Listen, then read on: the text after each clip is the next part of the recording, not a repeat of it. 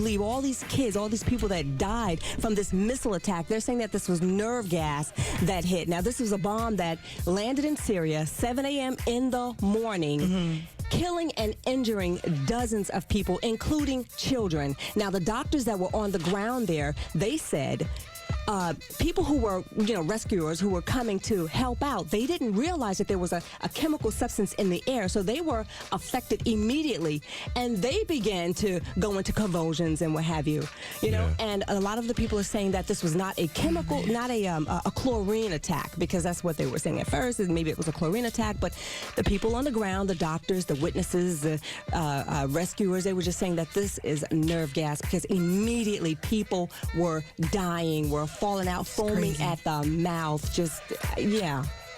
Which is a clear violation. There are rules of engagement when it comes to war. Of course, we know that Syria is in a civil war right now. Part of the country fighting Assad, who is the president they were trying to overthrow. So there's rebels. It's a civil war, but there's rules of engagement, even if a country is at war or any country is at war. And chemical warfare is one of the things that is a violation in the United Nations and with countries around the world. So they violated. And Trump responded, but go ahead. Yeah, Trump did respond, but they're blaming the President Bashar al-Assad for the chemical warfare, dumping on his people and what have you. They are blaming him. So Trump, he decided that, hey, he's going to order release of missiles, and 59 missiles hit. Wow. 59 missiles hit on Tuesdays, destroying the I guess it was an airport. Was it an airport or just an air base? I think it was an air base. I'm hearing from, when I read some of the articles, the people, the civilians that live there, they're saying that it was an airport. But then when you hear from, the news media, they're saying that it is an actual military base.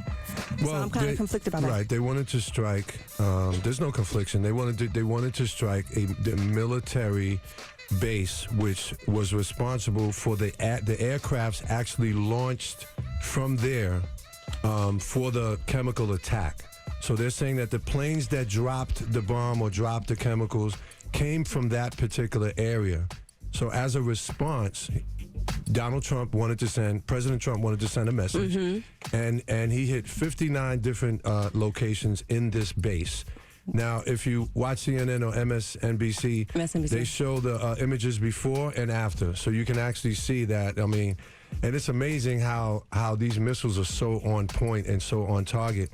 The technicality of it, to me, is amazing, how they can just, from a warship, the U.S. got warships in the sea, and from the warship, it was a calculated response, and it hit those targets. And they were able to detect, and I thank God they were able to detect and determine where it came from, because I was wondering about that. How do they know for sure, But yeah, they were on point with that. So a lot of people are praising the 45th president for what he has done. They're calling, they're saying he's a blessing, he's a godsend and what have you. But then a lot of people are saying, no, not so fast. What he did was not so great. And a lot of people in the media are also wondering and speculating that perhaps Donald Trump and Vladimir Putin are scheming. They're in cahoots for something. They're trying to make it okay for Donald Trump and Putin to kindle this relationship, to just be out for it with their bromance. Well, didn't Putin say he was against it? He was against this whole. The Putin representative said it was an act of aggression. Yeah. Yes, he did say that. With it.